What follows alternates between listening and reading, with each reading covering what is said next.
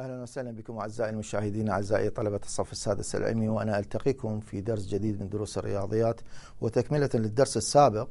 نتواصل بكم مع شرح القطوع المخروطية والقطع المكافئ. في الدرس السابق تناولنا عن موضوع القطع المكافئ في إيجاد بؤرة ودليل القطع المكافئ. الآن نتواصل وياكم بأخذ أسئلة جديدة للقطع المكافئ. خلينا نجي ناخذ السؤال الأول. يقول: جد معادلة القطع المكافئ الذي يمر بالنقطة -2 -3 والرأس نقطة الأصل. الحل هنا.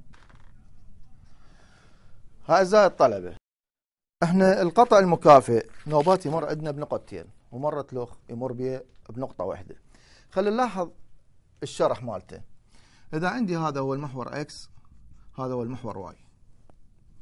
إذا أخذنا نقطة من النقاط مثلا هنا في الربع الأول، راح نلاحظ بأن القطع المكافئ ممكن أن يرسم بهذا الاتجاه، باتجاه الموجب لمحور السينات، وممكن أيضا أن يرسم بالاتجاه الموجب لمحور الصادات. إذن هنا لما تكون عندي نقطة بدأ القطع المكافئ باحتمالين، الاحتمال الأول والاحتمال الثاني. الاحتمال الأول هو القطع المكافئ اللي رأس نقطة الأصل يمر بالنقطة هاي ويكون اتجاهها باتجاه محور السينات الموجب، وإذا مر من هنا راح يكون باتجاه المحور الصادي اللي هو واي نطلق عليه بالاتجاه الموجب. أما إذا القطع المكافئ يمر بنقطتين، خلينا نلاحظ هاي، خلي تكون هاي النقطة وهاي النقطة، وأريد أرسم القطع المكافئ. بهيش حالة القطع المكافئ راح يمر بهاي النقطة ويمر أيضا بهاي النقطة. راح نلاحظ بين القطع المكافئ اللي رأس نقطة الأصل يمر بالنقطتين ذني يكون باتجاه الموجب لمحور الصادات. هذا بداية الشرح بسيط. راح أبدأ أحل السؤال على هاي الطريقة. يقول: جد معادلة القطع المكافئ الذي يمر بالنقطة 2 -3 والرأس نقطة الأصل. هنا راح يصير عندي احتمالين، يوجد احتمالين للمعادلة. هسه أخذناها. الاحتمال الأول راح نشوفه. لاحظ الرسم التخطيطي هذا. لو عيننا النقطة 2 -3، عندي 1 هاي 2 -3 1 2 -3، راح تكون هاي النقطة. هاي هي النقطة 2 -3. هذا هو المحور X، هذا هو المحور Y. إذن القطع لازم يمر بالنقطة هاي. ممكن القطع يمر بها، راح يجينا القطع من هنا ويمر بنقطة الأصل ويكون هذا القطع راح يكون باتجاه الموجب لمحور السينات. إذن المعادلة مالته ايش راح تصير؟ الاحتمال الأول بؤرته تنتمي لمحور السينات. راح تكون المعادلة القياسية هي y يساوي لنا 4y تربيع يساوي لنا 4 bx. راح اخذ النقطة هي نفسها اللي هي 2 -3 النقطة، تحقق المعادلة. راح اعوض عن كل y ب3 وعن كل x ب2. اذا هنا راح يصير عندي -3 تربيع يساوي لنا 4 b، راح يصير عندي هنا x هي 2، فايش راح عندي 9 يساوي لنا 8 بي. نقسم على 8 راح ينتج عندي 9 على 8. اذا هاي هي قيمة بي اللي هي البؤرة. خلينا نشوف هسه البؤرة هنا ايش راح تصير. اذا البؤرة اللي هي الفوكس راح شو يصير عندي؟ على اي محور هي على السينات، راح يصير عندي النقطة هنا شنو هي المعادلة مالتنا اللي هي 9 على 8 فارزة 0. هاني شو يريد من عندي؟ يريد المعادلة. شو يريد؟ المعادلة. إذا مجرد أنا أعوض قيمة بي بالمعادلة ايش راح ينتج عندنا؟ راح ينتج عندي المعادلة اللي هي واي تربيع يساوي لنا 4، والبي هي راح تكون عندي 9 على 8 في اكس. نختصر ال8 ويا ال4 راح يكون عندي هاي بها 1 هاي بها 2، راح يصير 9 على 2 اكس. هاي هي المعادلة القياسية له. أنا ضفت هنا البؤرة للتوضيح عن البؤرة، بس احنا نريد المعادلة، إذن هي هاي المعادلة. خلينا نجي هسه الاحتمال الثاني. الاحتمال الثاني ايش راح يكون؟ الاحتمال الثاني، خلينا نشوف المخطط عندنا. المخطط ايش راح يصير عندي؟ راح يصير عندي الرسم هاي النقطة 2 سالب 3 إذا حددناها، فراح يكون القطع بالاتجاه السالب لمحور الصادات اللي هو واي، وهذا هو اكس. فتكون المعادلة اكس تربيع يساوي لنا سالب 4 بي واي. ليش؟ لأنه هو باتجاه السالب المن لمحور واي. هنا البي راح تطلع عندنا موجبة دائما. آخذ النقطة 2 سالب 3 تنتمي للمعادلة، تحقق المعادلة. راح أعوض عن كل اكس ب2، راح يصير 2 تربيع يساوي لنا سالب 4 بي، والواي راح يصير عندي هو سالب 3. إذن 4 تساوي 12 بي، راح يطلع عندي بي شو يساوي لنا 4 على 12 ويساوي لنا 1 على 3. لاحظ عزيز الطالب هنا البي طلعت موجبة. دائما البي دائما شو تكون موجبة؟ لأن البي هي دائما أكبر من الصفر، دائما أكبر من الصفر. وعلاقة المعادلة ويا الدليل، المعادلة إذا كانت بالسالبة الدليل يكون بالموجب، وإذا الدليل بالسالب المعادلة تكون بمن؟ تكون بالموجب، هاي تكون بالسالب. إذن هسه راح نعوض القيمة هاي بالمعادلة الأصلية. راح يصير عندي اكس تربيع يساوي لنا سالب 4 في 1 على 3 في واي، ويساوي لنا اكس تربيع يساوي لنا سالب 4، راح يصير سالب 4 على 3 واي. هي هاي المعادلة اللي طلعت عندي بالاتجاه السالب لمحور واي. أنتقل بكم أعزائي الطلبة إلى سؤال آخر من الأسئلة. السؤال يقول جد معادلة القطع المكافئ. السؤال الثاني راح يكون جد معادلة القطع المكافئ الذي دليله يمر بالنقطة. راح ناخذ نفس النقطة اللي هي 2 فارزة سالب 3 ورأسه نقطة الأصل. لاحظ عزيز الطالب هنا الحل ايش راح يصير عندي؟ راح يصير أيضا عندي احتمالين، الاحتمال الأول والاحتمال الثاني. هاي الاحتمالين ايش راح يصير عندي؟ النقطة 2 سالب 3، أنت لاحظ هنا الدليل يمر بالنقطة، وهنا القطع المكافئ يمر بالنقطة 2 سالب 3. هنا راح ناخذ اكس يساوي لنا 2 لأن هاي يمثل لي اكس وهذا يمثل لي واي. الاحتمال الثاني راح يصير واي يساوي لنا سالب 3. إذن هذا هو الدليل، هذا الدليل، هذا أيضا شنو الدليل. إذا الدليل موجب إذن المعادلة تكون بالسالب. إذن واي تربيع هاي على محور السينات راح يصير واي تربيع يساوي لنا سالب 4 بي اكس. إذن بي هنا ايش راح تطلع عندي؟ بي دائما موجبة اللي هي تمثل لي 2. راح نعوض بي هنا بهاي بالمعادلة القياسية، راح يطلع عندي واي تربيع يساوي لنا سالب 4 في 2 في اكس، راح يطلع عندي واي تربيع يساوي لنا سالب 8 اكس. هاي هي المعادلة القياسية. خلينا نشوف الاحتمال الثاني. الاحتمال الثاني الدليل بالسالب، إذا المعادلة تكون بالموجب، اكس تربيع تساوي لنا 4 بواي. الدليل بالسالب المعادلة تكون بالموجب، الدليل بالموجب المعادلة تصير بالسالب، ونعوض هسه ان قيمة بي دائما هي الموجودة عندي 3 موجبة. اعوض بي هنا راح يصير عندي المعادلة القياسية اكس تربيع تساوي لنا 4 في 3 في واي، راح يطلع عندي اكس تربيع يساوي لنا 12 واي. اذن هاي هي المعادلة القياسية. انتقل اعزائي الطلبة الى سؤال اخر من الاسئلة.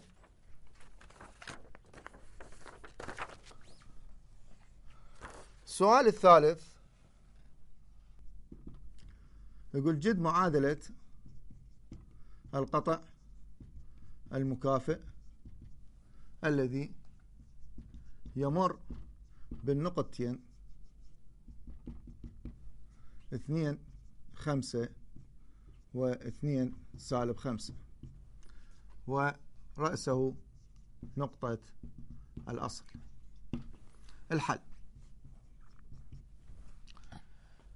لاحظ عزيزي الطالب، هنا أنا صار عندي القطع يمر بنقطتين مو بنقطة واحدة. إذا بنقطة واحدة راح يصير عندي احتمالين، إذا نقطتين راح يصير عندي احتمال واحد. النقطتين ذني أول شيء أشوفهم متناظرين ويا من؟ متناظرة الاثنين هنا اثنين، هنا -5 هنا 5، إذا وين متناظرة؟ على محور، حول محور السينات. إذا النقطتان متناظرتان حول محور السينات. إذا متناظرات حول محور السينات، المعادلة ايش راح تكون؟ راح تكون واي تربيع تساوي لنا 4 بإكس. هاي المعادلة القياسية. النقطتين ذني اثنيناتن يحققن المعادلة، بس احنا ناخذ نقطة واحدة من عندهن. خلينا ناخذ النقطة 2 5 تحقق المعادلة. احنا ايش قلت؟ قلت النقطتين اثنيناتن يحققن، بس انا راح اخذ نقطة واحدة احققها، فايش راح يكون عندي؟ بدال واي راح اعوض 5 راح يصير عندي 25 يساوي لنا 4 بي، والاثنين اعوضها بدال اكس راح يصير عندي في 2، راح يصير عندي 25 يساوي لنا 4 8 بي، راح يطلع عندي بي شو يساوي لنا 25 على 8. نفس الطريقة طلعت اني بي موجبة، ارجع وانا اعوضها. هو شو يريد المعادلة، ارجع اعوضها بالمعادلة القياسية. ايش راح ينتج عندي؟ راح ينتج عندي واي تربيع يساوي لنا 4 والبي هي 25 على اليمن على 8 اكس. اختصر راح يطلع عندي واي تربيع يساوي لنا 8 على 4 راح يصير عندي هنا بها 1 هنا بها 2 يصير 25 على اليمن على 2 اكس. اذا هاي المعادلة، واقدر اضرب في المعادلة كلها في 2، فاقدر احصل على 2 واي تربيع يساوي لنا 25 اكس. هاي هي المعادلة القياسية. أعزائي الطلبة، فاصل ونتواصل معكم إن شاء الله.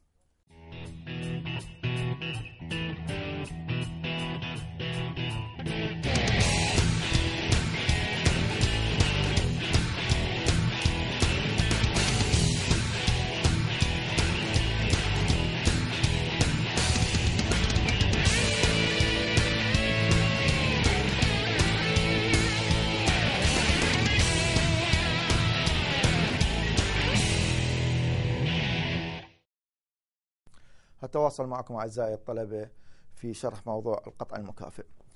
أخذنا ذاك السؤال الثالث، هسه راح نبدي أخذ السؤال الرابع. السؤال الرابع جد معادلة القطع المكافئ، جد معادلة القطع المكافئ الذي يمر بالنقطتين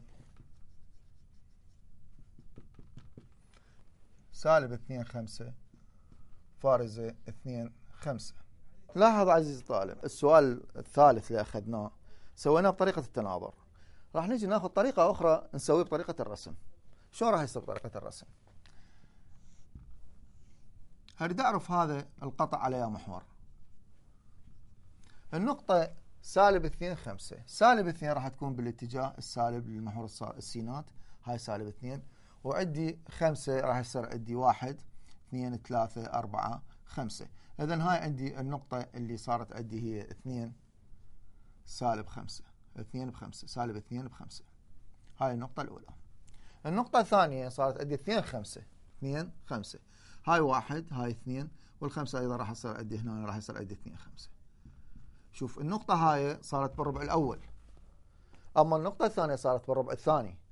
هسه لو نوصل بين النقطتين والقطع يمر بيهم، يمر بالنقطتين ذني، راح نلاحظ بين القطع المكافئ اللي مركزه اللي رأس نقطة الأصل راح يكون بالاتجاه الموجب لمحور الصادات. هذا بطريقة الرسم التخطيطي، هذا بالبداية، وذاك أخذناه بطريقة التناظر. إذن عندك طريقتين، أما طريقة التناظر أو تريد تبينها عن طريق الرسم، ها راح يكون عن طريق الرسم. إذن خلينا نشوف المعادلة. إذا على محور الصادات، المعادلة راح تكون عندي اكس تربيع يساوي لنا 4 بي واي. ناخذ ايضا نقطتين نفسها تحقق المعادلة. شوف هنا النقطة تنتمي للقطع وهاي ايضا تنتمي للقطع، اثنيناتهم ينتمون، راح اخذ نقطة اما 2 5 او سالب 2 5 تحقق المعادلة. لتكن النقطة 2 5 هي النقطة اللي تحقق المعادلة. اعوض هاي النقطة ايضا بدال اكس 2 بدال واي اعوض 5 راح يصير عندي 2 تربيع يساوي لنا 4 بي في 5. راح يصير عندي 4 يساوي لنا 20 بي. راح يصير عندي بي يساوي لنا 4 على 20 ويساوي لنا 1 على من على 5. ارجع اعوضها بالمعادلة القياسية، راح تصبح عندي المعادلة هي اكس تربيع تساوي لنا 4 في 1 على 5 واي. إذن عوضنا بي يساوي لنا 1 على 5 بالمعادلة، أصبحت عندي إكس تربيع يساوي لنا 4 على 1 على 5 واي، ويساوي لنا هسه إكس تربيع يساوي لنا 4 على 5 واي. هاي هي المعادلة القياسية. هذا السؤال أعزائي الطلبة ممكن ننوه على بعض الشغلات، ممكن يعطينا نقطتين مختلفة. إذا عندي نقطتين مختلفة ممكن أنا أعينهم أيضا عن طريق الرسم، لأن هاي إذا صارت عندي نقطتين مختلفة ما راح أعرفها بالتناظر. يعني مثلا إذا يعطينا البدال الخمسة هنا يعطينا رقم 8، راح نشوف هاي رقم 8 النقطة هي 2 8، ما أعرفها على محور السيني أو المحور الصادي. إذا بيش أستخدم الرسم. إذا نقدر نقول عليها ملاحظة في حالة النقطتين مختلفة ممكن تعيينها بطريقة الرسم وليس بطريقة التناظر. ناخذ سؤال آخر، سؤال الخامس، يقول أوجد معادلة القطع المكافئ الذي بؤرته الفوكس هي جذر 3 فارزة 0 ورأسه نقطة الأصل، بس هنا باستخدام طريقة التعريف، باستخدام طريقة التعريف. خلينا نذكركم بعض الشغلات أعزائي الطلبة. احنا أخذنا ذاك الدرس بين القطع المكافئ اللي رأسه نقطة الأصل والبؤرة فوق تساوي لنا بي فارزة 0، والدليل راح يكون هنا هو يمثل لي اكس يساوي لنا سالب بي. هذا القطع يتكون من بؤرة ورأس ودليل. إذن ممكن أحلها بطريقة التعريف. لو أخذنا هنا نقطة اللي هي نأخذها مثلا M، وهاي هي النقطة راح تكون Q، بعد النقطة MF راح يساوي لنا بعدها عن الدليل، بعدها عن من؟ عن الدليل. لاحظ هنا النقطة XY، هاي النقطة تبعد عن البؤرة اللي هي فوكس، هي عبارة عن نقطتين، والإيجاد البعد بيناتهم طريقة قانون الطول. أما المستقيم هذا اللي نرمز مثلا لام، هذا المستقيم اللي يمثل لي دليل، هذا الدليل نرمز له بالدي الدليل، هذا الدليل وهاي النقطة. البعد بين المستقيم والنقطة نقدر نطلعه بقانون البعد بين المستقيم ونقطة. خلينا نشوف التعريف. حسب التعريف الحل حسب التعريف. قلنا ام اف يساوي لنا ام كيو. راح نعرف هاي الام اف، هو قانون البعد بين النقطتين. راح يصير عندي تحت الجذر اكس ناقص البؤرة راح تصير عندي أنا الموجودة عندي صارت جذر 3. لاحظ جذر 3 فارزة 0. هنا ايش راح يصير عندي؟ راح يصير سالب جذر 3. إذن هنا ممكن يصير اكس اصفرها زائدا جذر 3 فارزة شنو 0. هاي هي معادلة الدليل، معادلة الدليل. إذن قانون البعد هسه بين النقطة هاي والبؤرة راح يصير اكس ناقص جذر 3 والكل تربيع زائدا واي ناقص 0 والكل تربيع. هذا هو قانون الطول بالنسبة للام اف. بالنسبة للام كيو ايش راح يصير عندي؟ هذا راح اخليه قيمة مطلقة. ليش؟ لأن هنا نشوف المحور واي يوازي الدليل أو المستقيم هذا يوازي لنا المحور واي.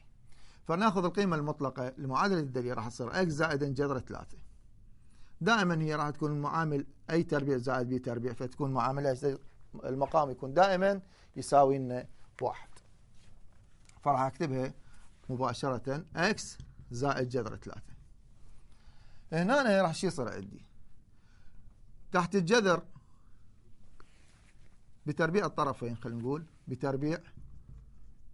بتربيع الطرفين، ايش راح ينتج عندي؟ راح ينتج عندي اكس ناقصا جذر 3 تربيع زائدا واي تربيع، هذا واي ناقص 0 يساوي لنا واي تربيع، يساوي لنا تربيع الطرفين راح يطلع عندي اكس زائدا جذر 3، وهذا كله شيء يساوي لي تربيع.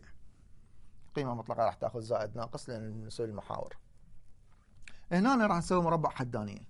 مربع الأول ناقص ضعف الأول في الثاني راح يصير 2 جذر 3 اكس زائد مربع الحد الثاني هو 3 زائدا واي تربيع، ويساوي مربع حدانية مربع الأول زائد ضعف الأول في الثاني زائد مربع الحد الثاني اللي هو ايش قد 3. من الطرفين راح نشوف الثلاثة هنا موجب 3 موجب 3 تروح، بس إذا كان سالب ما تروح، وهنا ما يطلع عندي بهاي الطريقة، لازم يكون بهاي الطريقة الموجبة. 3 من 3 راح يصير عندي اكس تربيع وهي اكس تربيع أيضا تروح، يبقى عندي واي تربيع يساوي هنا بقى عندي 2 جذر 3 اكس وهاي سالب 2 جذر 3 اكس، إذا حولها راح يصير عندي موجب 2 جذر 3 اكس. إذا الواي تربيع يساوي 2 و2 راح يصير عندي 4 جذر 3 اكس، هي هاي المعادلة القياسية. عزيزي الطالب، إذا أردت أن تحققها للمعادلة هاي وأريد أحصل على هاي المعادلة، أنت عندك البورة بي، هاي البي أضربها في 4 يطلع عندك المعادلة القياسية. إلى هنا أعزائي طلبة الصف السادس العلمي أنهي درسنا لهذا اليوم، آملين اللقاء بكم في درس آخر إن شاء الله، والسلام عليكم ورحمة الله وبركاته.